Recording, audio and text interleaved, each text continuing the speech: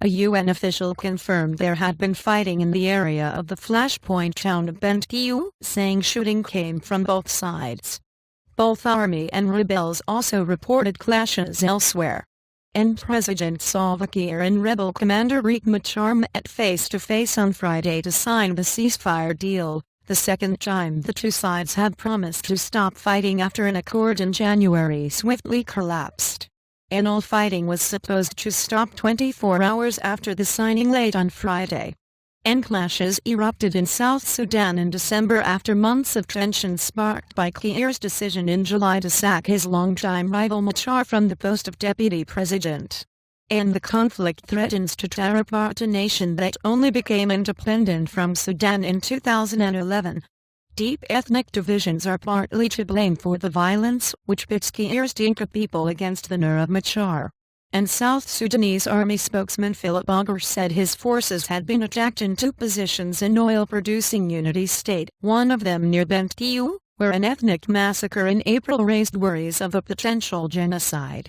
And they attacked only 6 hours after the ceasefire came into effect, Aguer told Reuters, although he said the government's SPLA army was able to repulse both assaults. And the UN official, who asked not to be named until more information was gathered, said there was heavy fighting around Bentiu on Sunday morning but said it later became more sporadic. And in rival accusations, rebel military spokesman Riek said the army launched attacks in Unity State and Upper Nile State, another oil-producing region. He said shelling on Upper Nile rebel positions began a few hours before the ceasefire deadline but continued after it into Sunday morning. And the latest violations of the agreement to resolve the crisis in South Sudan shows that Kiir is either insincere or not in control of his forces, he told Reuters. And Western powers call for fighting to stop and mediators had demanded Kiir and Machar meet for face-to-face talks in Ethiopia this time, rather than leave any ceasefire to negotiators, to obtain their personal commitment to making it last.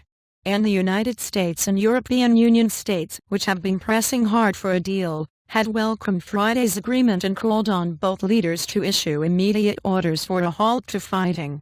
And Western powers were instrumental in South Sudan gaining independence in 2011 and trumpeted the state's creation as a policy success.